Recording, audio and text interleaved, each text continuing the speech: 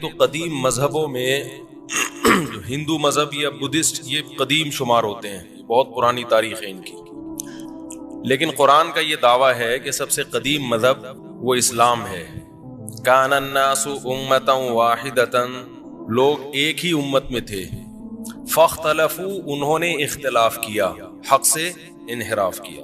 جو انسانیت کی ابتدا شروع ہوئی ہے وہ ایک دین سے شروع ہوئی ہے، بعد میں اس دین سے انحراف کیا لوگوں نے تو بت پرستی کو اور شرک کو سوسائٹی میں پروموٹ کیا۔ تو ایک قوم تھے اصل میں، آدم علیہ الصلوۃ والسلام، اما حوا، وہ کس دین پر تھے؟ توحید پر۔ اگر ہم آبادی کو یوں لے کے جائیں نا، ایسا ایک اور خرید لیں، جو چیز اچھی ہو نا وہ دو چار ہونی چاہیے، سمجھنے والے سمجھ گئے کیا کہنا چاہ رہے ہیں۔ قرآن کہہ رہا ہے فَانكِحُوا مَا طَابَ لَكُمْ، جو عورتیں تمہیں پسند آئے ان میں دو دو تین تین چار چار سے کرو، تو پہلی پسند آئے تو پھر دوسری کرو۔ لوگ کہتے ہیں پہلی میں خرابی کیا ہے کہ ہم دوسری کریں، تو اللہ میاں نے کہا ہے کہ پہلی پسند آئے تو پھر دوسری بھی پسندیدہ ہو، پہلی میں خرابی ہے پھر تھوڑی۔ اگر آپ کہیں دوسری شادی کے لیے جائیں، وہ بولیں پہلی میں کیا خرابی ہے، تو آپ کہیں اگر خرابی ہوتی پھر تھوڑی کرتا میں، خرابی نہیں ہے تو اللہ میاں نے کہا ہے کہ جو پسند آئے اس سے کرو، تو پہلی بھی پسند آئی تھی اس لیے اس سے کری، اب دوسری بھی پسند آ رہی ہے اس لیے اس سے کرو۔ یہ خیر رمضان سے ہٹ کے کچھ باتیں، یہ باتیں شوال میں کرنے کی تھی، لیکن چلو ہاں، تو آپ نیٹ پہ سرچ کریں گے تو قدیم مذاہب میں جو آئے گا نا وہ کیا آئے گا؟ بدھسٹ۔ تو دیکھو یہ جو انٹرنیٹ کی تحقیقات ہوتی ہیں نا، یہ سائنسدانوں کی جو ہسٹری کی تحقیقات ہوتی ہیں، بعض تحقیقات ایسی ہوتی ہیں کہ اس میں ریسرچ اور تحقیق کا مطلب یہ ہوتا ہے کہ ہم جہاں تک مطلع ہو سکیں، یعنی جو ابھی لٹریچر ہمارے پاس موجود ہے اس لٹریچر کو دیکھا جائے تو قدیم مذہب کون سا ہے؟ بدھسٹ ہے یا ہندوازم ہے، جو لٹریچر موجود ہے۔ کیونکہ ظاہر ہے یہودی مذہب شروع ہوا موسیٰ علیہ السلام سے، موسیٰ علیہ السلام کی تاریخ تو ابراہیم علیہ السلام کے بھی بہت بعد کی ہے نا، اس سے پہلے کا لٹریچر وہ بھی یہودیوں کے پاس ہوگا، لیکن اور زیادہ قدیم جائیں گے تو لٹریچر مارکیٹ سے شارٹ ہے۔ لیکن بت ہمیں ملتے ہیں کھدائی کے دوران، یہ جی 10,000 سال پرانا بت نکل آیا کہیں سے، 12,000 سال۔ تو یہاں سے پھر جو ہسٹری لکھنے والے لوگ ہیں ان کو دھوکا ہوتا ہے، وہ سمجھتے ہیں قدیم کیا ہے، یہ بدھزم جو ہے یا ہندوازم یا بت پرستی کسی بھی نام سے ہو، یہ قدیم ہے۔ حالانکہ ایسا نہیں ہے، کیونکہ جو پرانے صحیفے جتنے تھے وہ نئے صحیفوں میں ضم ہو گئے ہیں۔ تو ایک چیز تک بعض دفعہ لوگ پہنچ نہیں پاتے تو یہ دعویٰ کر دیتے ہیں کہ یہ ٹھیک ہے، یہ بہت غلط طریقہ ہے، یہ بہت غلط طریقہ ہے۔ ہونا یہ چاہیے کہ ریسرچ اور تحقیق میں یہ کہا جائے کہ ہماری معلومات کی حد تک جو اب تک ہمارے پاس وسائل اور ذرائع ہیں اس کے مطابق یہ کہا جا سکتا ہے، اس سے آگے کا ہم دعویٰ نہیں کر سکتے۔ لیکن آج منجن بکتا نہیں ہے جب تک آپ کسی چیز میں یقین کے ساتھ دعویٰ نہ کریں، سمجھتے ہو؟ یہ ہماری قوم کا نا ایک بہت بڑا المیہ ہے، یہ ہر جگہ نظر آئے گا آپ کو، یہ گوروں میں بھی ملے گی یہ چیز آپ کو۔ جب تک یقینی طور پر کسی چیز کا دعویٰ نہیں کرتے بات چلتی نہیں ہے مارکیٹ میں، سوسائٹی میں۔ تو آپ یہ دعویٰ، میں نے جو زیادہ پڑھے لکھے لوگ دیکھے ہیں وہ ہمیشہ کسی چیز کے بارے میں جب دعویٰ کرتے ہیں تو مے بی، کیا کہتے ہیں؟ امکان ہے۔ بڑے ڈاکٹر سے جب آپ ملیں گے نا تو ڈاکٹر صاحب اس دوا کے یہ سائیڈ افیکٹ ہیں، پاسبل ہیں، سنا ہے اس دوا کا بہت فائدہ ہے، ہاں ہم نے بھی سنا ہے۔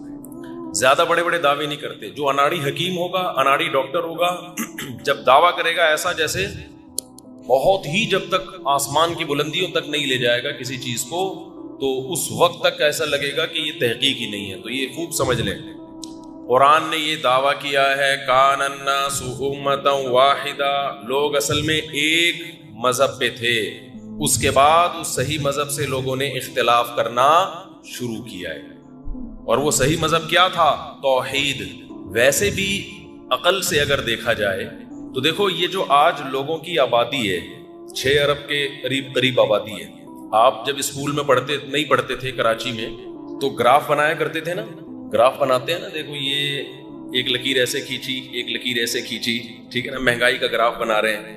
اس وقت ڈالر یہاں تھا، پھر ڈالر یہاں گیا، پھر ڈالر یہاں گیا، پھر ڈالر، تو ایک پورا لکیر بنتی ہے، اس سے آپ کو اندازہ ہوتا ہے اتار چڑھاؤ کا، یعنی پہلی نظر میں دیکھنے سے ہی اندازہ ہو جاتا ہے یار کرنسی کی ڈی ویلیو کا ریشو کتنا ہے ڈی ویلیو ہونے کا.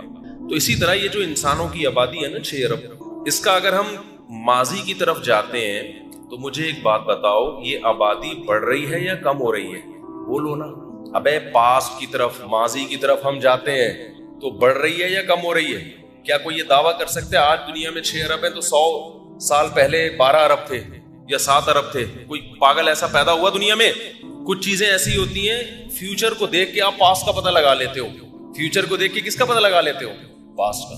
ایک گاڑی کی اسپیڈ ہے, ایکسیلریٹر جو ہے اس کا, جس کو اردو میں اسراء کہتے ہیں, اسپیڈ بڑھنے کا جو ریشو ہوتا ہے نا, آپ نے اس کے میٹر کو دیکھ کے اندازہ لگایا کہ اس کا ایکسیلریٹر ریشو جو ہے یا ریٹ جو ہے اتنا ہے, اور یہ بھی دیکھ رہے ہو کہ یہ چینج نہیں ہو رہا. تو اگر آپ نے فزکس پڑھی ہوئی ہوگی, آپ اندازہ لگا لو کہ 1 گھنٹہ پہلے یہ گاڑی کہاں کھڑی ہوئی تھی اور اس کی اسپیڈ کتنی تھی. یہ کیلکولیشن سے پتہ چل سکتا ہے کہ نہیں؟ میرا دل چاہ رہا ہے میں ہاتھ کھڑے کراؤں. جو کہتے ہیں پتہ چل سکتا ہے ہاتھ کھڑے کریں, کلاس ہے نا یہ. اب پھر آپ لوگ کی انسلٹ ہوگی اس لیے میں ایسے نہیں ہاتھ نہیں کھڑا کروا رہا آپ سے. تو بتاؤ اس ایکسیلریٹر ریٹ کو دیکھ کر, ریشو کو دیکھ کر اندازہ ہو جائے گا نا ایک فزکس جاننے والے کو کہ یار یہ اسپیڈ اس کی فی الحال اتنی ہے اور میٹر اوپر جانے کی رفتار اتنی ہے. تو اس کا مطلب جب ہم پاس کی طرف جاتے ہیں تو اتنے کلومیٹر پہلے یہ گاڑی فلانے اڈے پہ تھی اور اس کی اسپیڈ کیا تھی, اتنی تھی. وہ اندازہ لگا لیتا ہے نا. تو اب مجھے ایک بات بتاؤ, ہم ماضی کی طرف جاتے ہیں تو آبادی بڑھتی بھی نظر آ رہی ہے یا کم ہوتی بھی نظر آ رہی ہے؟ آپ کہو گے یہ رمضان پہ بیان ہو رہا ہے, یہ فزکس کے اصول سمجھائے جا رہے ہیں. بھائی ہمارا اسٹائل ہی یہی ہے, سننا ہے سنو, نہیں تو پتلی گلی سے نکلو. کچھ کانسیپٹ کلیئر کرنا ضروری ہے اس زمانے میں. تو جس طرح سے یلغار ہوتی ہے نا فتنوں کی, اس کا جواب اسی اسٹائل میں دیا جاتا ہے. سمجھتے ہو کہ نہیں سمجھتے؟ جو فتنوں کی یلغار اب چلو زیادہ نہیں جاتا میں آگے. اچھا, تو پاس کی طرف جب جاؤ گے آپ تو آبادی بڑھتی بھی نظر آ رہی ہے یا گھٹتی ہوئی؟ دنیا میں کوئی ایسا پاگل پیدا ہوا جو یہ کہتا ہے کہ 200 سال پہلے آبادی کا ریشو 7 ارب تھا, بعد میں دھماکوں سے کیا ہوا ہے, کم ہوا ہے؟ نا نا نا, جتنا ماضی میں جائیں گے گروتھ ریشو تو خیر بڑھ رہا تھا, لیکن آبادی کا ریشو کم ہوتا چلا جائے. آبادی کم ہوتے ہوتے اب جو ہم گراف بنائیں گے, آپ نے گراف بنایا, ایک لکیر ایسے کھینچی, ایک لکیر ایسے کھینچی آپ, ٹھیک ہے, اسکول میں نہیں کھینچی, پڑھتے نہیں ہے نا اسکولوں میں. تو اب آپ اوپر سے نیچے لکیر لانا شروع کرو گے, ٹھیک ہے نا. 6 ارب تھے, 100 سال پہلے گئے, فرض کر لو 5 ارب, فرض کر لو اتنے نہیں تھے, اس سے بھی کم تھے, بلکہ اور بھی کم تھے. اور نیچے ہوتے ہوتے ایک 0 پوائنٹ آئے گا کہ نہیں آئے گا؟ اس میں کہیں بندر آ جائے نا تو میرا نام بدل دیں. بس یہ میں کہنا چاہ رہا تھا, سمجھنے والے سمجھ گئے. یہ اتنی تیزی سے پیچھے گراف جائے گا نا کہ آپ کو تھوڑے ہی عرصے پہلے آبادی کتنی نظر آئے گی؟ 0. اس کے لیے اربوں سال پیچھے جانے کی ضرورت نہیں ہے. دیکھو 1 سے 2 ہونا, اس میں زیادہ ٹائم نہیں لگتا, 2 سے 4 ہونے میں زیادہ ٹائم نہیں لگتا, لیکن جتنا ٹائم 1 سے 2 ہونے میں لگا ہے نا, 2 سے 4 ہونے اور 4 سے 8 ہونے میں اس سے کم ٹائم لگتا ہے. ہم بچپن میں ایک سوال پوچھا کرتے تھے کہ یہ جو شطرنج میں نے بہت کھیلا بچپن میں, اللہ معاف فرمائے, کوئی کھیلنے کی چیز نہیں ہے, ٹائم ویسٹنگ ہے. شطرنج کھیلنا صرف فقہا کے نزدیک اس شخص کے لیے جائز ہے جس نے کوئی جنگی کمانڈر ہو اور جنگی چالیں دشمن کی سمجھنا یا اس میں مہارت پیدا کرنا چاہتا ہو. ورنہ ایسے کھیل جس میں آپ کا دماغ لگ رہا ہے نا, وہ کھیل اس لیے ناجائز ہیں کہ کھیل کھیلا جاتا ہے دماغ کو فریش کرنے کے لیے, تاکہ دماغ مفید کاموں میں استعمال ہو. اور آپ نے کھیل میں ہی دماغ کھپا کے ختم کر دیا تو مفید کام کے قابل نہیں رہا. کھیل کھیلے جائیں گے, فزیکل ایکٹیویٹی, دوڑ رہے ہیں, بھاگ رہے ہیں, فٹ بال کھیل رہے ہیں, ہاکی کھیل رہے ہیں, اس طرح کی چیزیں, تاکہ دماغ فریش ہو. پھر دماغ کو آپ اچھے کاموں میں لگاؤ. دماغ ہی آپ نے شطرنج میں 6 گھنٹے ضائع کر دیا تو بچا کیا ہے آپ کے پاس؟ تو تھک گئے نا آپ. تو ٹائم ویسٹ کرنا اچھا کام نہیں ہے. ہاں, کسی جنگی کمانڈر کے لیے جس کو دماغ کو کے زنگ کو اتارنا ہے, یہ چند لوگوں کو اس کی ضرورت ہوتی ہے. خیر, تو شطرنج کے جو ڈبے ہوتے ہیں نا, ڈبے, ہم بچپن میں ایک واقعہ سنایا کرتے تھے کہ ایک بادشاہ کسی وزیر سے خوش ہوا. وزیر بڑا عقل مند تھا نا, تو بادشاہ نے اس سے پوچھا کہ تو مانگ, کیا انعام مانگتا ہے؟ جو مانگے گا میں تجھے دوں گا. وزیر بڑا ہوشیار تھا. وزیر نے کہا کہ حضور شطرنج, ہاں سوری, یہ وزیر تو تھا جس نے شطرنج ایجاد کیا تھا.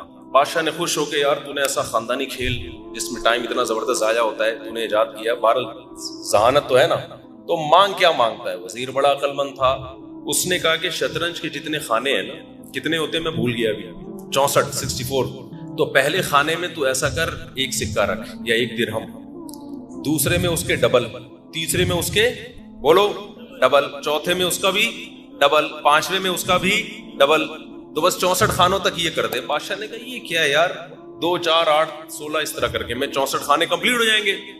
بہت چھوٹی چیز مانگی ہے تو نے یار, کوئی بڑی چیز مانگتا. اس نے کہا کر کے تو دیکھ, کر کے تو دیکھ. دیکھو کون سا واقعہ مجھے بچپن کا اس موقع پہ یاد آیا.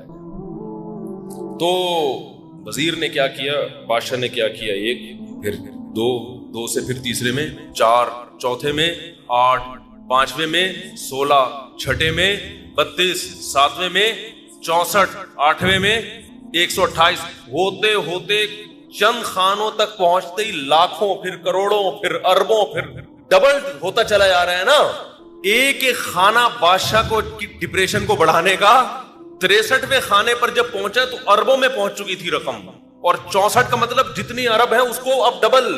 تو وہ ایک ایک خانہ بادشاہ کو اندازہ ہو گیا کہ یہ میرے خزانے خالی کرنے کے لیے کافی. یہی آبادی کے ساتھ ہوتا ہے. نہیں یہی بات سمجھ میں, جب آدم علیہ السلام آئے تھے تو ڈبل ہو گئے, ٹھیک ہے نا, پھر اگلی نسل میں 4 ہو گئے, اگلی میں 8.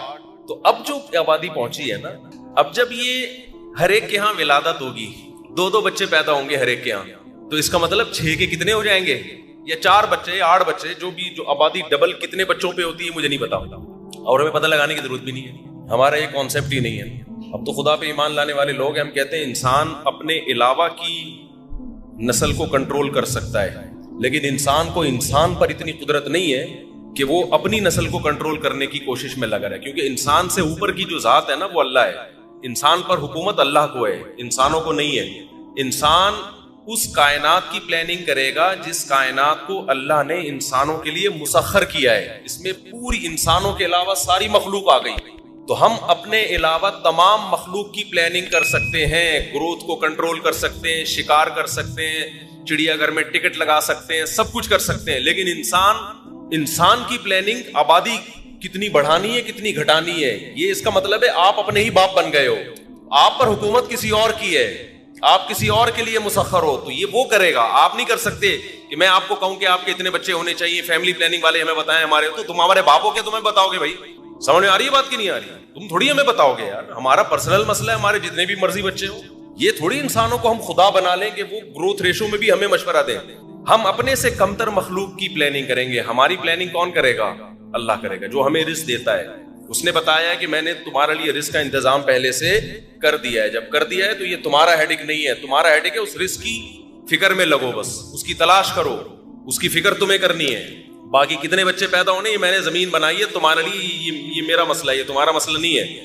اور اگر انسان اللہ کے کاموں میں مداخلت کرے گا تو پھر اس کو لگے گا فطرت کی طرف سے زوردار چپیڑ لگے گا اس کو, جیسے کہ یورپ امریکہ کو لگ گیا ہے, اتنا خاندانی قسم کا قدرت کی طرف سے چپیڑ لگا ہے کہ وہ پاگل ہو گئے ہیں, ملکوں کے ملک مارکیٹ سے شارٹ ہونے والے ہیں. تو یہ بہت فطرت انتقام لیتی ہے. خیر, تو اب آپ گروتھ ریشو کو لے کے جاؤ ماضی کی طرف. 6 ارب ہیں, گراف بناؤ, پیچھے جاؤ اور پیچھے جاؤ اور پیچھے جاؤ, تو ایک دم یعنی جتنی اسپیڈ سے پیچھے جاؤ گے نا آبادی کم ہوتی بھی نظر آئے گی. تو جتنی اسپیڈ سے کم ہو رہی ہے, جتنا ماضی میں جاؤ گے یہ اسپیڈ کم ہونے کے بجائے بڑھ جائے گی. تو یہ پھر کروڑوں اربوں سال لگیں گے نہیں اس میں گراف جب آپ کھینچو گے. تو یہ 6 ارب سے 3 ارب, 3 ارب سے 1.5 ارب, 1.5 ارب سے 75 لاکھ, تو یہ بہت جلدی چند ہزار سال پیچھے آپ جاؤ گے تو یہ کیا ہو جائے گا, یہ زیرو پہ آ جائیں گے. اور یہ ایک اکائی آدم اور دوسری ہوا. اس میں بندر کے لیے جو سائنسدان بتاتے ہیں نا کہ اتنے کروڑوں سال پہلے انسان بندر تھا, وہ بندر اس گراف میں آپ کو کہیں بھی نظر نہیں آئے گا, کیونکہ اتنے کروڑ سال پہلے آبادی زیرو پہ آ جائے گی. بہت مشکل ہے بات سمجھانا, یہاں تک کھوپڑی شریف میں بات آ گئی ہے. تو یہ کچھ چیزیں ایسی ہوتی ہیں جو بالکل 2 اور 2 4 کی طرح واضح ہوتی ہیں. اس میں سائنسدان جو ہوتے ہیں نا, کیونکہ ان کو کچھ مل نہیں رہا ہوتا, یار یہ بن کیسے گیا, اب خدا کہہ رہے ہیں میں نے بنا دیا, تو یہ بات لوگوں کی کھوپڑی میں نہیں آ رہی, خدا کیسے بنا سکتا ہے. تو اس سے بڑی بے عقلی کی بات کر لی کہ خود بخود بن گئے. تو پھر جب ایک جھوٹ انسان بولتا ہے تو اس جھوٹ کو چھپانے کے لیے بچپن میں ہم نے جیسے شطرنج کی مثال سنی تھی، ایسے ہی ہم نے یہ بھی سنا تھا. کچھ چیزیں بچپن میں انسان سنتا ہے، بڑے ہو کر ثابت ہو جاتا ہے کہ وہ صحیح، بالکل آپ نے صحیح سنا تھا. کہتے ہیں ایک جھوٹ جب انسان بولتا ہے تو اسے چھپانے کے لیے 100 جھوٹ مزید بولنے پڑتے ہیں. تو یہ جو ایک جھوٹ بولا گیا ہے نا کہ بندر سے وجود میں آیا ہے، تو اسے چھپانے کے لیے بہت سارے، ایک جھوٹ بولا نا کہ خدا نہیں ہے، یہ جھوٹ بولا نا کہ خدا نہیں ہے، تو اس جھوٹ کو چھپانے کے لیے پھر فلسفے گڑھے گئے ہیں، بہت سارے جھوٹ گڑھے گئے ہیں. انہی میں ایک یہ بھی ہے کہ کروڑوں سال پہلے، حالانکہ وہ اس گراف میں آپ کو کہیں بھی لگے گا کہ بندر نہیں ہے، بندروں کا الگ گراف بنانا پڑے گا آپ کو، بندروں کی آبادی دیکھ کے. وہ بھی ماضی میں جائیں گے تو بندر ہی آ رہے ہوں گے، اس میں بھی کوئی اور چیز، جس جانور کا گراف بنائیں گے نا اس میں وہی جانور ہی آ رہا ہوگا. سمجھتے ہو؟ کہیں بھی کوئی اور چیز نہیں آئے گی اس میں. اور اگر کوئی چیز آ رہی ہے تو جو پہلا سیل وجود میں آیا ہے نا، سیل جس سے کہتے ہیں کہ اتنے ساری مخلوقات وجود میں آئی، وہ سیل اتنا پیچیدہ ہے کہ اس سیل کو خود بخود فرض کرنے کے لیے اتنا بڑا جھوٹ بولنا پڑے گا کہ وہ جھوٹ اب تک آپ نے کبھی بولا نہیں ہوگا. اگر مان لو نا یہ سب مخلوق کی اکائی ایک سیل سے شروع ہوئی ہے، وہ سیل آسان، اس کی وہ جو کمبینیشن ہے نا مختلف چیزوں کا اور اس کی جو ایڈجسٹمنٹ ہے وہ کھربوں سال میں بھی نہیں ہو سکتی. وہ اتنی پیچیدہ ایک اکائی ہے، یونٹ ہے. سمجھتے ہو کہ نہیں سمجھتے ہو؟ تو وہ ویسے ہی اس کے لیے پھر مزید 25-30 جھوٹ بولنے پڑیں گے. تو بہتر نہیں ہے یار، اللہ نے بنایا ہے، اپنی قدرت سے بنا لیا، دیٹس آل، ختم. کیا خیال ہے؟ تو اصل موضوع کی طرف میں آتا ہوں.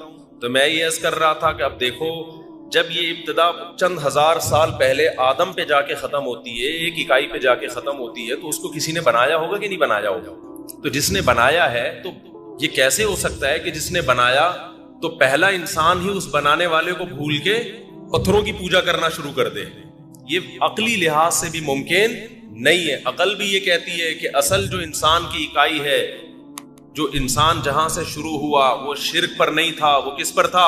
وہ توحید پر تھا، وہ نیک تھا. انسان بائی نیچر نیک ہے، جبکہ ایتھیسٹ لوگ کہتے ہیں کہ انسان بائی نیچر جنگلی درندہ ہے. جبکہ مذہب کیا کہتا ہے؟ انسان کی جو ابتدا ہے نا، جہاں سے اس کی نیچر شروع ہوئی، وہ پیغمبر سے شروع ہوئی ہے، جو خدا کی توحید کے قائل، خدا کے حلال کو حلال، حرام کو حرام کہتے تھے، مہذب تھے. فیوچر میں جیسے جیسے ہم جا رہے ہیں، تہذیب پیدا ہونے کے بجائے کم ہو رہی ہے. ماضی کی طرف جائیں گے تو تہذیب زیادہ تھی، کم نہیں تھی. سمجھ میں آ رہی بات کی نہیں آ رہی؟ دیکھو آج کل جو تاریخ لکھنے والے جب ریسرچ کرتے ہیں نا، یہ ایک بڑا ظلم یہ کرتے ہیں کہ آسمانی مذاہب کو بیچ سے نکال دیتے ہیں.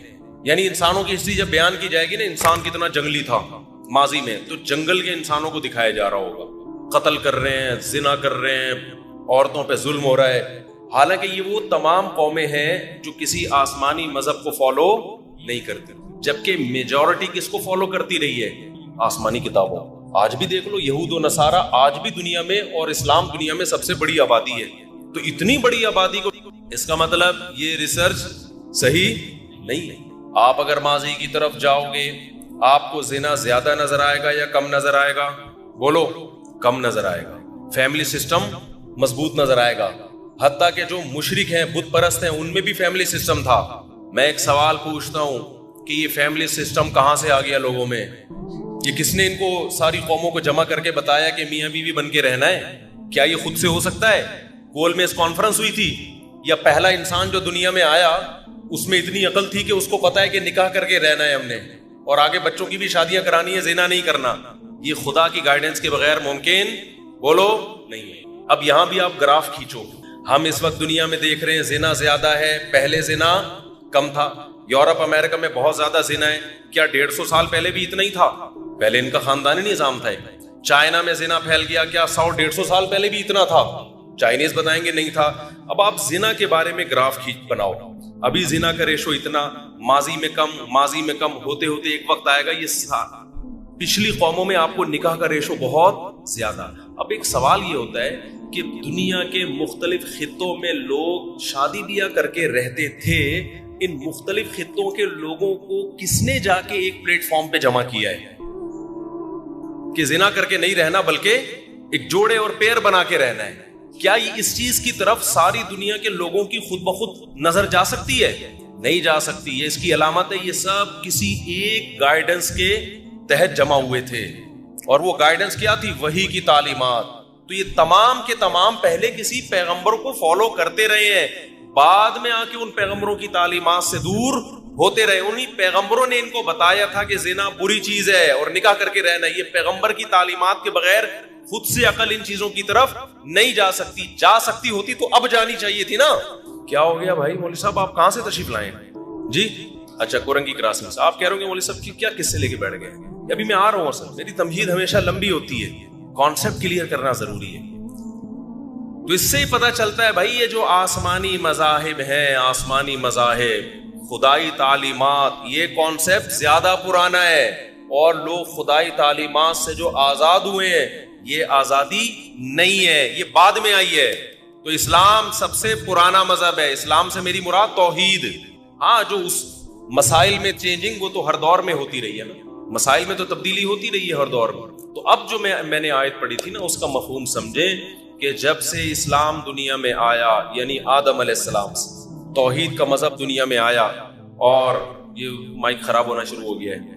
جب سے توحید کا مذہب دنیا میں آیا, خدائی تعلیمات دنیا میں آئی, اور وہ پہلے انسان کے ساتھ آئی ہیں, آدم علیہ السلام جن کو کہا جاتا ہے, تو اس وقت سے روزے بھی اللہ نے بولو فرض کی, اسی وقت سے نمازیں بھی اللہ نے فرض کی ہیں, اسی وقت سے زکاتیں بھی اللہ نے فرض کی ہیں. اسلام ان فروعی مسائل کا نام نہیں ہے جن میں آج ہم جھگڑا کر رہے ہیں, یہ تو ہر دور میں تبدیل ہوئے ہیں. موسیٰ علیہ السلام کے ہاں نماز کا طریقہ ڈیفرنٹ تھا, عیسیٰ علیہ السلام کے ہاں ڈیفرنٹ تھا.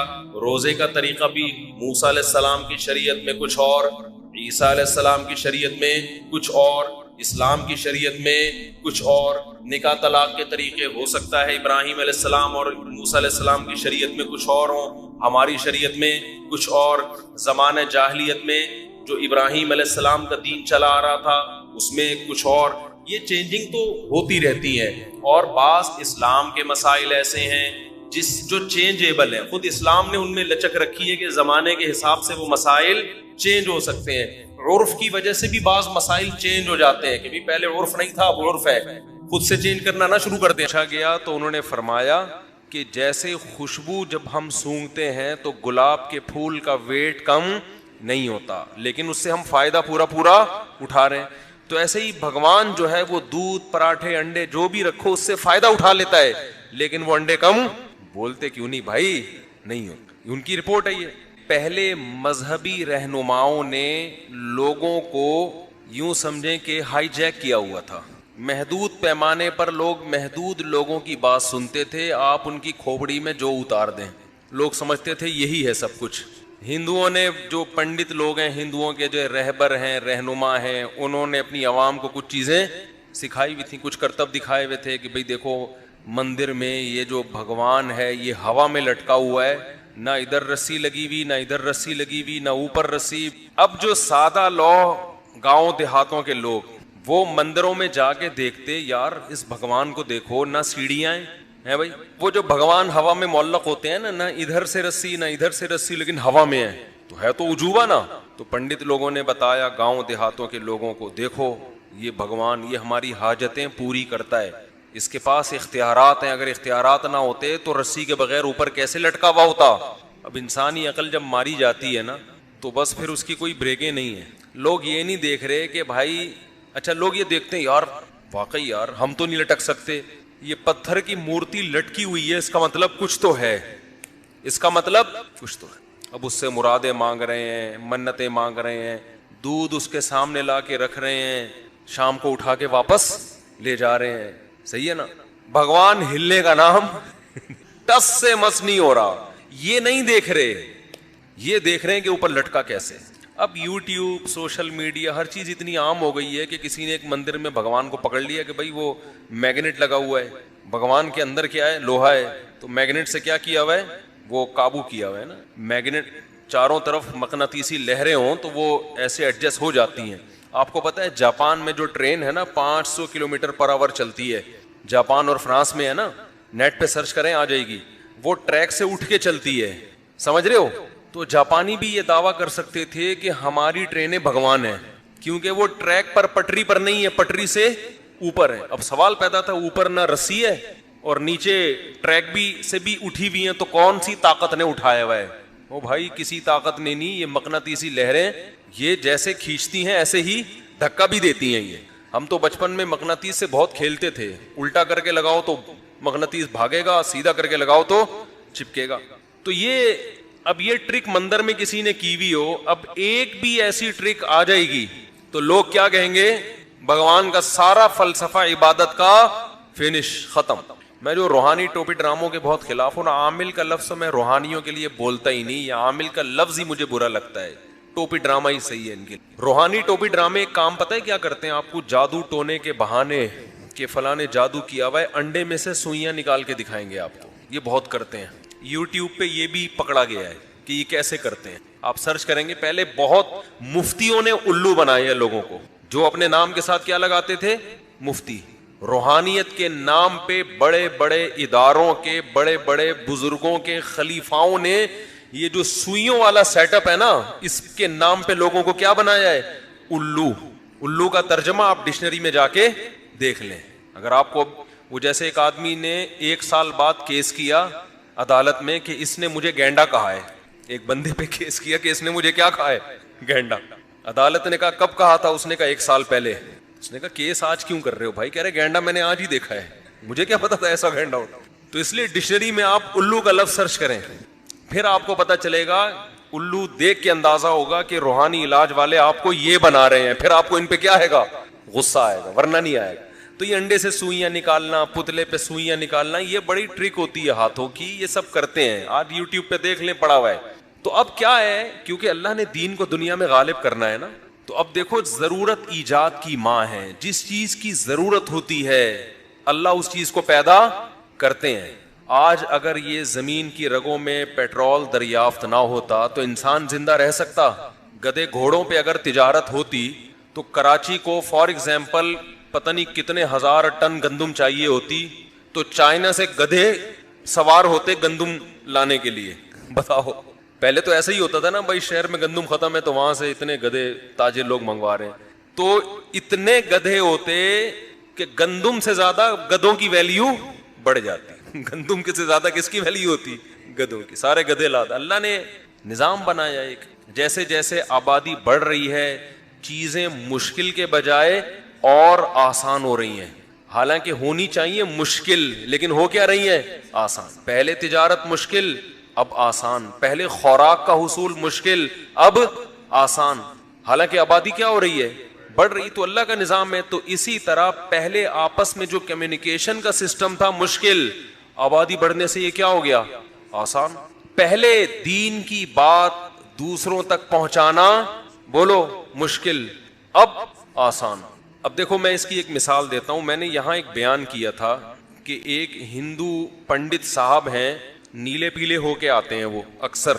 ان کا مذہب ہے، یہاں نیلے کچھ، یہاں کلر کچھ مختلف. ہمارے یہاں مولانا تو سیدھے سادے ہوتے ہیں نا، کوئی کلر نہیں ہوتا ان کے، ٹھیک ہے نا، جیسے ہیں ویسے ہی آ کے بیٹھ گئے. لیکن ہندوؤں میں کے جو مولانا ٹائپ کے لوگ ہوتے ہیں وہ کلرفل ہوتے ہیں. اس میں ان کا کوئی مذہب ہوگا، ہم کسی کا کی توہین نہیں کر رہے. تو مختلف قسم کے، یہاں سے کلر کچھ اور ہے، یہ والا پوز، یہ والے سائڈ پہ کچھ اور کلر ہے. کلرفل قسم کے پنڈت صاحب ہیں. انہوں نے بیان کیا، میں نے فیس بک پہ سنا ان کا بیان، کہ گائے دن میں بھی آکسیجن لیتی ہے اور رات میں بھی، دن میں بھی آکسیجن دیتی ہے، اور یعنی گائے ہماری ماں کیوں ہے؟ دن میں بھی آکسیجن دیتی ہے اور رات میں بھی. اور بہت سارے دلائل یہ ثابت کرنے کے لیے کہ گائے کیا ہے؟ ماں ہے. اسی طرح میں نے یہ کہا نا کہ بھگوان ہوا میں معلق ہوتا ہے، یہ دیکھ رہے ہیں، یہ نہیں دیکھ رہے کہ اس کے سامنے صبح دودھ رکھا تھا، شام کو ویسے کا ویسے ہی اٹھا لیا. تو یہ سوال پنڈت جی سے پوچھا گیا تو انہوں نے فرمایا کہ جیسے خوشبو جب ہم سونگھتے ہیں تو گلاب کے پھول کا ویٹ کم نہیں ہوتا، لیکن اس سے ہم فائدہ پورا اٹھا رہے ہیں. تو ایسے ہی بھگوان جو ہے وہ دودھ، پراٹھے، انڈے جو بھی رکھو اس سے فائدہ اٹھا لیتا ہے، لیکن وہ انڈے کم بولتے کیوں نہیں بھائی؟ نہیں ہوتے. یہ رپورٹ ہے، ان کی رپورٹ ہے یہ. تو اس پر میں نے بھی اپنا تجزیہ کیا. بھائی جیسے وہ تجزیہ کر سکتے ہیں ہم بھی کر سکتے ہیں نا. یوٹیوب آزاد ہے، فیس بک آزاد ہے، جو بھی بشرطے کہ وہ وائلنس ہی نہ پھیلا رہا ہو, کوئی مار دھاڑ کی باتیں نہ کر رہا ہو, تو وہ تو ہم نہیں کر رہے. ہم تو ان کا نظریہ پیش کیا, پھر اپنا نظریہ پیش کر رہے ہیں کہ بھئی سوال یہ پیدا ہوتا ہے کہ بھگوان صبح سے لے کے رات تک سونگتا ہی کیوں ہے؟ اس کو کھانے پینے سے کس چیز نے روکا ہے؟ ایک دفعہ ہماری خاطر ایک نوالا لے لے اس میں سے, ہم خوش ہو جائیں گے. چلو بھگوان تھوڑا سا تو ہلتا ہے نا. اور اگر سونگ نہیں ہے تو پنڈت جی نے جو مثال دی تھی نا گلاب کے پھول کی, وہ پھول اٹھا کے سونگ کے دکھایا تھا. بھگوان اتنا ہی کر لے کہ اٹھا کے روٹی سونگ کے واپس رکھ لے. وہ تو سونگتا بھی نہیں ہے, بیٹھا ہوا ہے بالکل, میں یعنی ادب کے دائرے میں بیٹھا ہوا ہے, ہلنے کا نام بولو نہیں. یہ تمہاری حاجات کیسے پوری کرے گا؟ قرآن کیا کہہ رہا ہے؟ یا ایھا الناس ضرب مثل فاستمعوا لہ. ہمارے حضرت جب یہ آیت تلاوت کرتے تھے نا, ایسے جوش میں ان کی آواز اونچی ہو جاتی تھی اور فرماتے تھے مجھے وجد آ رہا ہے, جوش آتا تھا حضرت کو اس آیت. ایک دفعہ حضرت کا بیان ہم لوگ لکھا کرتے تھے, تو یہ والی آیت جب ہم لکھ رہے تھے تو لکھ کے حضرت کو دکھائی, حضرت نے اس آیت کی تصحیح کریکشن کروائی نا کہ یہ یوں ہے. تو کریکشن کے وقت تو انسان کا لہجہ سیدھا سادہ ہوتا ہے نا, یعنی اس وقت تو بیان بھی نہیں کر رہا, اس آیت کی تلاوت بھی مقصد نہیں ہے. جیسے کوئی آدمی پڑھ رہے ہیں قل هو اللہ احد کو غلط پڑھے تو آپ اس کو سمجھاؤ گے بھائی قل هو اللہ احد ہے, قل هو اللہ وحد نہیں ہے, ایسے بتاؤ گے نا, اس میں جوش تھوڑی آئے گا آپ کو. لیکن حضرت اس آیت کی کریکشن کروا رہے تھے اور اونچی آواز ہو گئی, ٹھیک ہے نا, یا ایھا الناس ضرب مثل فاستمعوا لہ, ایک دم جوش میں آ گئے. ہم نے کہا یہ لکھوا رہے ہیں یا تقریر کر رہے ہیں؟ پھر فرمانے لگے جب یہ آیت پڑھتا ہوں تو مجھے اتنا جوش آتا ہے کہ چیخنے کا دل کرتا ہے. ہے یہ ایسی مزیدار؟ یا ایھا الناس, اے لوگو. دیکھو قرآن کی مثالوں میں سب سے مزیدار بات پتہ ہے کیا ہے؟ بلکہ پورے قرآن میں فطرت کو اپیل کرتا ہے. کوئی پیچیدہ باتیں بولتے کیوں نہیں؟ دو اور دو چار کی طرح قرآن نے لا کے نا حق اور باطل کو بیان کر دیا ایسے. تبھی تو ہمیں یہ ایتھیس ویتھیس کی جو تقریر ہے نا یہ لطیفے لگتے ہیں. بتا رہا تھا کہ میڈیا کیا ہو گیا ہے, بہت تیز ہو گیا. اب کوئی ہندو پنڈت صاحب یا کوئی پادری صاحب کسی کو کچھ بھی, یا کوئی گاؤں میں بیٹھ کے لوگوں کو کوئی بھی مذہبی, چاہے وہ مسلمانوں میں ہی ہو, وہ الو اگر بنا رہا ہے تو اس کے خلاف بھی آپ کو دلائل یوٹیوب پہ مل جائیں گے. تو مجھے توقع نہیں تھی کہ میں ایک ایسے ہی نارمل مجلس میں بیٹھ کر ایک بات کروں گا, پنڈت کے دودھ کی رپورٹ پیش کروں گا, خوشبو گلاب کا پیش کروں گا, اور وہ ویڈیو وائرل ہو کے پنڈت جی کی تقریر کے ساتھ میری تقریر مارکیٹ میں چل رہی ہے. وہ پنڈت جی کی جو بھی تقریر دیکھے گا کہ بھائی بھگوان صاحب خوشبو لیتے ہیں, ڈائریکٹ پراٹھا نہیں کھاتے. یہ مفتی طارق مسعود ہے, صبح 2 پراٹھے کھا جاتا ہے. ہمارے بھگوان کو 2 پراٹھے کھانے کی ضرورت نہیں ہے. بھگوان تو وہ ہوتا ہے جو صرف پراٹھے کو سونگے اور طاقت مفتی طارق مسعود سے زیادہ آ جائے اس کے اندر. ورنہ بھگوان میں مفتی صاحب نے فرق کیا ہو گیا؟ بھگوان اٹ از کالڈ بھگوان. اب چونکہ حضرت مفتی صاحب کی اس میں توہین تھی احقر کی, ٹھیک ہے نا, تو احقر نے اس کا جواب دیا ہے کہ بھائی بھگوان سونگنے پر اکتفا کیوں کرتا ہے, اور اگر سونگنا ہے تو اٹھا کے سونگ کیوں نہیں رہا؟ پڑا ہوا ہے 1000 سال کے بعد بھی جدھر کو دیکھ رہا ہے نا, 1000 سال کے بعد بھی ادھر ہی دیکھتا ہوا نظر آئے. کچھ بھی کر لو بھگوان کے ساتھ, نہ ادھر منہ گھمائے گا نہ ادھر منہ گھمائے گا. اب مجھے یہ توقع نہیں تھی, خود انڈیا والوں نے یہ کام کیا, ادھر وہ پنڈت جی کی تقریر ڈسٹیمپر کے ساتھ اور ادھر ہماری تقریر. تو اب کیا ہے, دنیا تیز ہو گئی ہے. اب جو سیکھ حق تک پہنچنا چاہے گا نا, اس کے لیے حق تک پہنچنا کیا ہو گیا؟ آسان.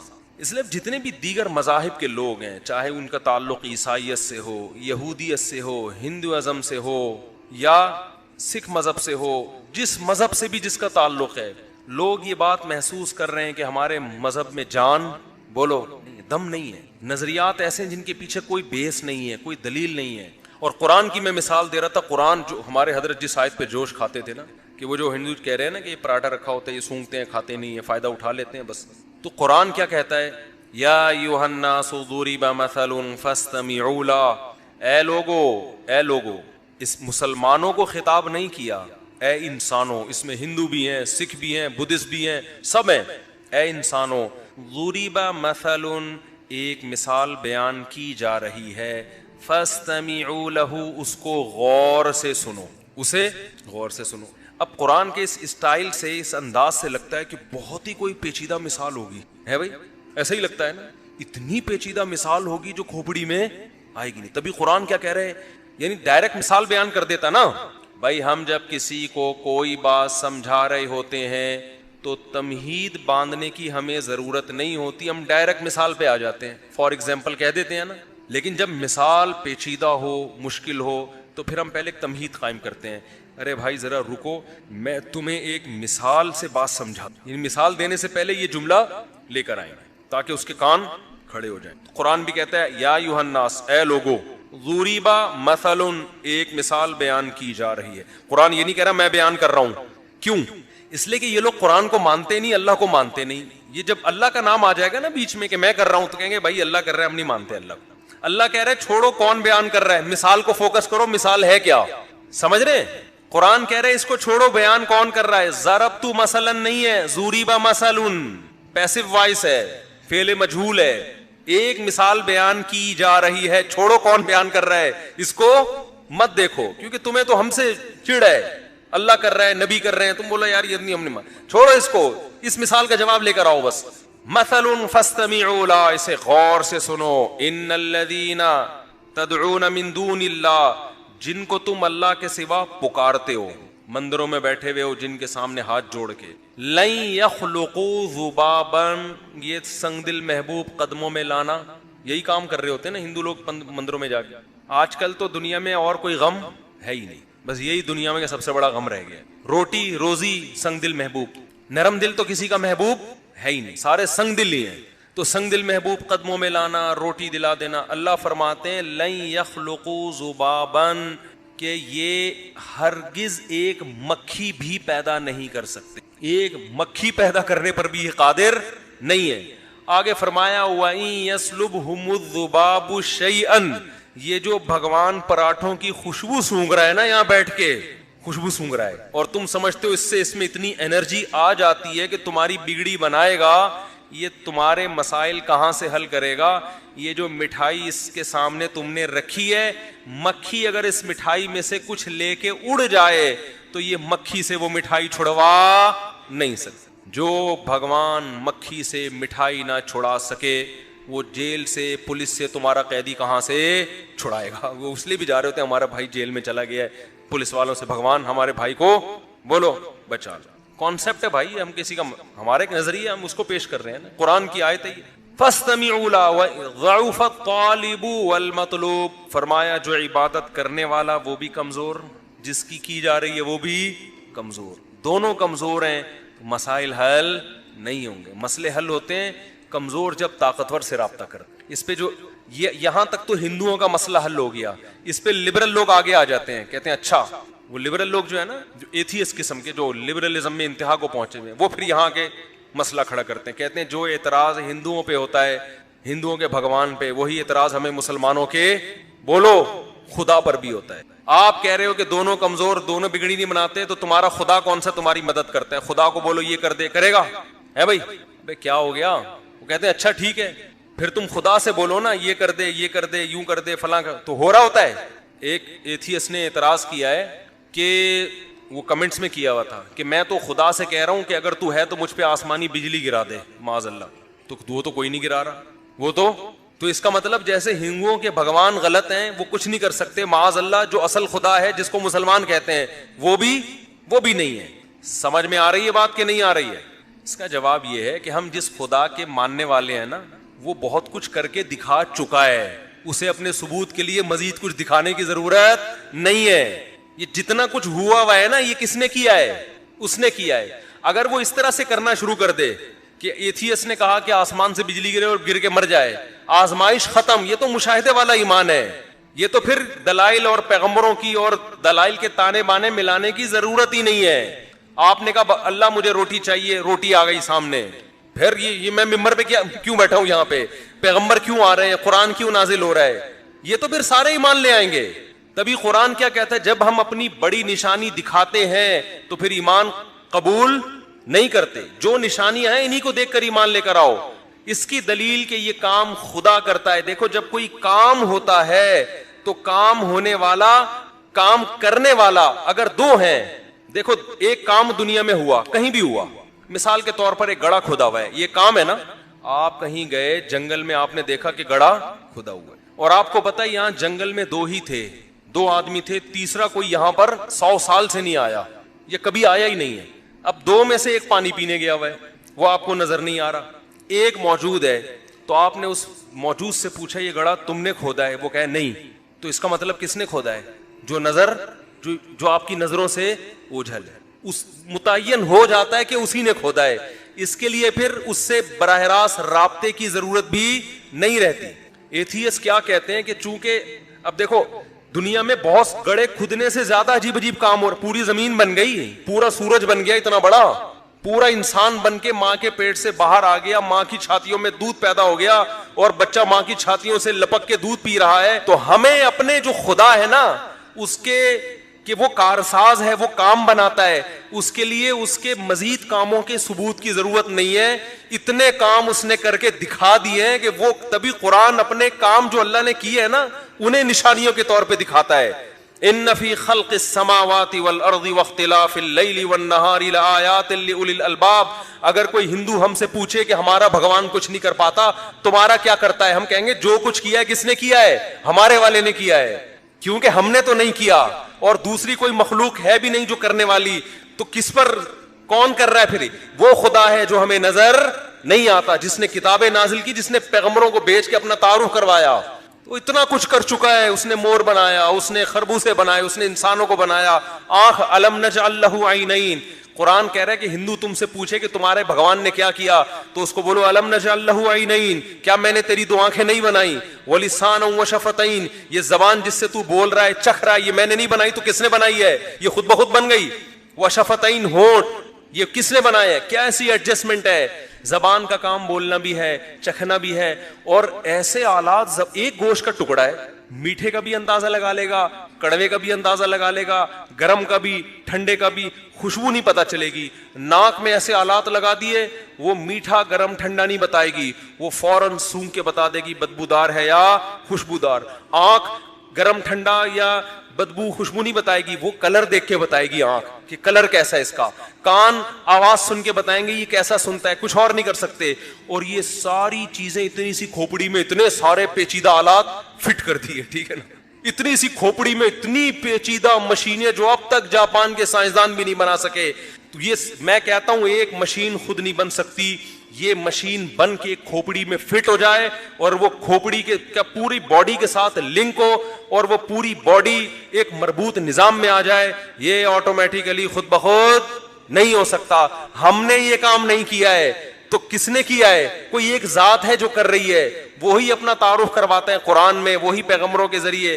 تو ہمیں اپنے خدا کے بہت کچھ کرنے کے ثبوت کے لیے مزید دلائل دینے کی ضرورت نہیں ہے. اور آگے بھی جو کچھ کرے گا وہ کون کرے گا؟ وہ خدا. تبھی ہم اس سے مانگتے ہیں. اب جو ملحد لوگ مذاق اڑاتے ہیں, تم دعا مانگتے ہو, ہوتا تو کچھ نہیں ہے. ہم کہتے ہیں اسی لیے کچھ نہیں ہوتا کہ تمہارے جیسے لوگوں کو ایمان کی توفیق نہ ملے. ہمیں جب پتا ہے وہ سب کچھ کر سکتا ہے تو ہم اس سے مانگتے ہیں. اس کی مرضی کرے نہ کرے یہ ہمارا ہیڈک نہیں ہے, یہ کس کی ذمہ داری ہے؟ بھائی آپ کو پتا ہے کہ علاقے کا تھانے دار ہے اور آپ کا خیر خواہ بھی ہے, علاقے میں ایس ایچ او صاحب آ گئے, آپ کو جیل سے رہائی بھی دلا سکتے ہیں, گرفتاری سے بچا بھی سکتے ہیں, اور آپ سے ان کی دوستی بھی ہے, آپ کو مروانا بھی نہیں چاہتے. آپ نے اپلیکیشن بھیج دی, سر سنا ہے کل مجھے پولیس والے اٹھا لیں گے, کائنڈلی آپ میری مدد کریں. تھانے دار تک رپورٹ پہنچ بھی گئی, آپ کو پتا ہے کہ اس کو مجھ سے محبت بھی ہے, آپ کا باپ ہی ہے وہ, سمجھ لو ابا ہے آپ کا. کون ہے وہ؟ ابا. پھر بھی وہ اپلیکیشن پر عمل نہیں کر رہا, موبائل آتی ہے اٹھا کے لے جاتی ہے. اگر آپ کو ایس ایچ او پر اعتماد ہے, آپ کہو گے یار اسی میں کیا ہوگی, خیر ابا نے کوئی وجہ ہوگی جو اٹھوایا, ابا کہہ رہے تو ایک دفعہ اٹھ کے اندر آ جا پھر دیکھتا ہوں, کوئی کیس کی نوعیت اس قسم کی ہوگی. آپ 10 تعویلات کرو گے کہ یار جو میرا دشمن نہیں ہے وہ میرے لیے کیا کرے گا, وہ صحیح کرے گا. بعض دفعہ اس لیے بھی گرفتار کروا دیا جاتا ہے کہ کسی بڑے دہشت گرد سے بچانے کے لیے, کسی کیس سے بچانے کے لیے. بھائی بہت سے لوگ مجرم ہوتے ہیں نا, ان پہ قتل کا کیس ہوتا ہے تو وہ وکیل پیش کرتا ہے کہ یہ تو فلاں دنوں میں جیل میں تھے ٹھیک ہے نا, یہ تو جیل میں تھے, تو وہ اتنا خوش ہوتا ہے شکر ہے میں اس وقت کہاں تھا جیل میں, ورنہ یہ قتل کا کیس میرے اوپر ہی آتا. یعقوب علیہ السلام ساری زندگی ٹینشنوں میں, دعائیں مانگتے رہے, دعائیں قبول نہیں ہو رہی, لیکن قرآن کہتا ہے کبھی مایوسی کی بات نہیں کی. جب بھی ان کے بچوں نے کہا ابا آپ کو ابھی تک یوسف یاد ہے, انہوں نے فرمایا اعلم من اللہ ما لا تعلمون, میں اللہ کے بارے میں وہ کچھ جانتا ہوں جو تم نہیں جانتے. تو جب کوئی ملحد ہم پر اعتراض کرتا ہے تم دعاؤں کے لیے ہاتھ اٹھاتے ہو, ہوتا تو کچھ نہیں ہے. ہم اس سے کہتے ہیں ہم اپنے اللہ کے بارے میں جو کچھ جانتے ہیں وہ تم نہیں جانتے. تم اس اللہ سے لو لگاؤ, تمہیں پتہ چلے گا بہت کچھ ہوتا ہے, بہت کچھ ہوتا ہے. تسلی ہو جاتی ہے, ہم نے اپنی گوٹ اللہ کے حوالے کر دی ہے, صحیح ہے نا, اپنی فائل کہاں داخل کر دی ہے. اب جو ہوگا کیا ہوگا, اچھا ہوگا, برا بھی اچھا ہے. اب اس لیے کہ یہ دنیا تو اصل ہے ہی نہیں, یہ اصل ہے ہی نہیں. یہ اصل ہوتی تو بھائی یہاں تو کرپٹ لوگ ترقی کر جاتے ہیں, ایماندار پس جاتے ہیں. ہم تو دیکھ رہے ہیں یہاں تو ہم کسی غریب کو بھی کھلاتے ہیں تو ہمارے پیغمبر نے, اسلام نے ہمیں بتایا کہ آدھی کھجور کا ٹکڑا اگر خدا کو خوش کرنے کے لیے دو گے یہ بھی خدا کے غضب کو ٹھنڈا کرے گا. بتاؤ آدھی کھجور کسی کو نظر آتا ہے کسی کو دے رہے ہو اور آپ, لیکن یہ اللہ کے غضب کو کیا کر دے گا, یہ کھجور یہ ٹھنڈا کر دے گا. دنیا میں تو کچھ بھی نہیں ہو رہا, نہ واہ واہ ہو رہی ہے نہ کوئی تعریفیں ہو رہی ہیں. تو میں یہ کر رہا تھا کہ دو ہی چیزیں آنکھ پھیلنے والی ہیں. دوسرے مذاہب سے لوگ پیچھے ہٹ رہے ہیں, ان میں جان نہیں ہے, کوئی طریقہ حیات ہی نہیں ہے ان کے پاس, کوئی قانون ہی نہیں ہے, کوئی حلال و حرام کا سیٹ اپ ہی نہیں ہے. یہ کس کے پاس ہے, مسلمانوں کے. تبھی جتنے ایتھیسٹ ہیں وہ ہندوازم کے خلاف تقریریں نہیں کرتے, حالانکہ وہ تو ہزاروں بھگوانوں کے قائل ہے نا. ابے بھائی جو ایک خدا کو نہیں مان رہا وہ ہزاروں کو کہاں سے مانے گا. لیکن آپ کو ملحدین کی تقریریں ہندو پنڈتوں کے خلاف, بولو نا یار کیا ہو گیا, نہیں ملیں گی. آپ سکھوں کے خلاف آپ کو ان کی تقریریں, مسلمان علماء مولویوں کے خلاف بہت, یہ مولوی ہے یہ مولوی. ابے مولوی اور پنڈت کو بٹھاؤ تو تمہیں لگے گا یار پنڈت سے تو پھر بھی بہت اچھے ہیں, ڈریسنگ سے ہی پتہ چل جائے گا. ان کا اپنا مذہب ہے, میں کسی کا مذاق نہیں اڑا رہا, لیکن جو لبرل لوگ ہیں وہ پھر بھی کسی حد تک مولانا کی ڈریسنگ اختیار کرنے کو تیار ہوں گے. پنڈت جی کا ڈسٹیمپر, زیبرا کراسنگ وہ کبھی بھی نہیں لگائیں گے. لیکن مذاق کس کا اڑتا ہے, پنڈتوں کا نہیں اڑتا, مولویوں کا اڑتا ہے. سمجھ رہے ہو, برما میں آپ جاؤ, بدھسٹ ہیں جو ان کے مذہبی رہنما ہیں, سر ہم بال اگانے کی کوشش کر رہے ہیں, مالشیں کر رہے ہیں, نہیں نکل رہے. ان کو بالوں کی اللہ نے نعمت دی, وہ کیا کرا کے رکھتے ہیں, ٹینڈ کرا کے رکھتے ہیں, ان کے جتنے مذہبی رہنما ہیں. تو برما میں نے دیکھا وہاں جو ان کے بدھسٹ ہیں وہ سارے کیا ہیں, اور وہ ایک چادر لے کے گھوم رہے ہوتے ہیں چپل کے بغیر, پتہ نہیں کس کس قسم کی چیزیں. ان کا مذاق بولو, مولویوں کے پیچھے صبح و شام لگے. حالانکہ یار مولوی تو بیچارہ نیچر کے قریب ہے, وہ تو نہ ٹینڈ کروانے کا تمہیں مشورہ دے رہا ہے. اور یہ بدھسٹ اور پنڈت لوگ عورتوں سے دور رہتے ہیں ساری زندگی. مولوی تو تمہیں نیچر کے قریب لا رہا ہے, بولا بھائی ایک نہیں کتنی کرو, 4 کرو. یہ تو نیچر کے قریب لا رہا ہے تمہیں, ٹھیک ہے نا. صحابہ نے, چند صحابہ نبی کے پاس آئے, بخاری مسلم کی حدیث, انہوں نے حضرت عائشہ سے پوچھا نبی کی عبادت کیا ہے, فرمایا یہ. تو انہوں نے کہا کہ ہم تو نبی کو تو اللہ نے گناہ تو نبی سے نہیں ہوتا, خطائیں معاف کر دی ہیں, تو ہم اب زیادہ محنت کریں گے. ایک نے کہا اللہ کی قسم میں گوشت نہیں کھاؤں گا کبھی, گوشت مرغوب چیز ہے نا انسان کی, میں سبزیوں پہ گزارا کروں. ان کا خیال تھا کہ یہ یعنی ایک دنیا سے میں دور رہوں گا اور گوشت کے بجائے سبزی کھاؤں گا. ایک نے کہا میں اللہ کی قسم میں کبھی بھی شادی نہیں کروں گا, اپنی خواہش پہ کنٹرول کروں گا. یہ ایک شادی بھی ایک قسم کا عیش ہے, اپنی خواہش پوری ہوتی, یہ نہیں کروں گا, میں عورتوں سے دور رہوں گا. ایک نے کہا اللہ کی قسم میں ساری رات نماز پڑھوں گا, سوؤں گا نہیں, نیند بھی تو ایک لذت ہے نا, نیند کی لذت نہیں حاصل کروں گا. اور ایک نے کہا کہ اللہ کی قسم میں ہر وقت روزے رکھوں گا. تو جب نبی کو اطلاع ملی تو نبی کو تو خوش ہونا چاہیے تھا, بھائی میری امت میں اللہ پہ ایمان لانے والے ایسے ایسے لوگ پیدا ہو رہے ہیں جو دنیا کو بالکل لفٹ ہی نہیں کرا رہے, بس ان کے جنت ان کے سامنے. یہاں یہ گویا کے پان کے پتے کھا کے سبزیاں کھا کے گزارا کریں گے, گوشت کہاں کھائیں گے جا کے, جنت. ایسے دنیا کو لات ماری ہے انہوں نے, ہے بھائی ایسے ہی لوگ مجھے چاہیے. ہونا تو بظاہر ایسا ہونا چاہیے تھا نا یار, ایسے قربانی والے ساتھیوں, اپنی خواہش پہ بھی کنٹرول, کوئی عورت مورت کچھ نہیں, اللہ اللہ, اور میدان جہاد میں بس بہادری کے جوہر, اور سبزیاں کھائیں گے, گوشت موش کباب تکے مکے سب. گوشت ہوتا ہے تو پھر بہاری کباب اور آپ کا گولا کباب اور چپلی کباب, یہ تو گوشت کی قسمیں ہیں نا, کدو کی قسمیں ہیں یہ نا. تو جتنی چٹپٹی مزے کی چیزیں کس سے بنتی ہیں, لذت بھی اللہ نے اس میں رکھی. تو صحابی نے کہا میں دنیا سے بے رغبتی اختیار کروں گا, گوشت نہیں کھاؤں. اور ایک نے کہا میں ہمیشہ روزے رکھوں گا, کبھی ناغہ نہیں کروں گا. اور ایک نے کہا میں ساری رات جاگتا رہوں گا, نمازیں پڑھ, سوؤں گا نہیں. ایک نے کہا میں کبھی شادی نہیں کروں گا, یہ عیش و عشرت ہے بس ایسے اللہ اللہ بس. تو دیکھو جھوٹا نبی ایسی باتوں سے خوش ہوتا ہے کہ مجھے ایسے لوگ چاہیے قربانی والے, کیونکہ اب اس ڈیزائن کی جب چیزیں پیدا ہوں گی تو ان کو تو آگ میں پھینکو وہ آگ میں چھلانگ لگا دیں گے. کیا خیال ہے؟ ایسا ہی ہے نا, ایسے لوگ تو صحیح غلام بنتے ہیں. لیکن ہمارے نبی چونکہ نیچر سکھانے آئے تھے, اسلام دین فطرت ہے, فطرت کا دوسرا نام ہے, اس لیے نبی نے ان کو اپریشیٹ نہیں کیا بلکہ تنبیہ کی. فرمایا اتزوج النساء, میں تو عورتوں سے نکاح کرتا ہوں. ہے بھائی, یہ مجھ سے بھی آگے نکل رہے ہیں. میں تو گوشت بھی کھاتا ہوں, میں تو سوتا بھی ہوں, نماز بھی پڑھتا ہوں, آرام بھی کرتا ہوں, میں تو روزے بھی رکھتا ہوں, ناغے بھی کرتا ہوں, صحت کا بھی خیال کرتا ہوں. پھر ایسے موقع پہ آپ نے فرمایا مر رغب عن سنتی فلیس منی, جو میرے طریقے سے ہٹ کے چلے گا وہ مجھ سے بولو نہیں ہے, وہ کسی اور مذہب کو فالو, وہ اسلام نہیں ہے, اسلام نہیں ہے. جلدی سے بات کو سمیٹ کے ختم کرتا ہوں کہ بات چل رہی تھی کہ رسول اللہ صلی اللہ علیہ وسلم نے ان صحابہ کو اعتدال کی ترغیب دی. یہ اصل اسلام ہے. نیچر نیچر نیچر نیچر کو فوکس کر رہا ہے, نیچر سے آپ کو ہٹا نہیں رہا. جبکہ جو الحاد والے لوگ ہیں وہ آپ کو نیچر سے ہٹا رہے ہیں, وہ مرد اور عورت کا فرق ختم کر رہے ہیں. یعنی عورت کیوں پردہ کرے, مرد کیوں نہیں کرے؟ تو ابے بھائی عورت الگ چیز ہے, آدمی الگ چیز ہے, قدرت نے بنایا ان کو الگ الگ. کہتے ہیں عورت پہ عدت کیوں ہے, مردوں پہ عدت کیوں نہیں ہے؟ او بھائی بچہ عورت پیدا کرتی ہے, آدمی تھوڑی پیدا کرتا ہے. ان کا بس چلے تو یہ آسمان پہ جا کے خدا سے پوچھیں کہ عورت کیوں دودھ پلاتی ہے بچوں کو, آدمی کیوں نہیں پلاتا. ٹھیک ہے نا, یہ تو قدرت نے فرق جب رکھا ہے تو شریعت کے حکام میں بھی کیا ہوگا, فرق ہوگا. ایک جیسے حکام لبرل لوگوں کے ہاں مرد اور عورت کے لیے ایک جیسے حکام ہیں, اسلام میں نہیں ایک جیسے, کیونکہ وہ ہے نہیں ایک جیسے. تو کیسے ہو سکتے ہیں بھائی ایک جیسے حکام؟ دونوں کی نیچر الگ, دونوں کی فطرت الگ. تو میں جو بس یہ آیت کا ترجمہ کر کے بیان ختم کرتا ہوں.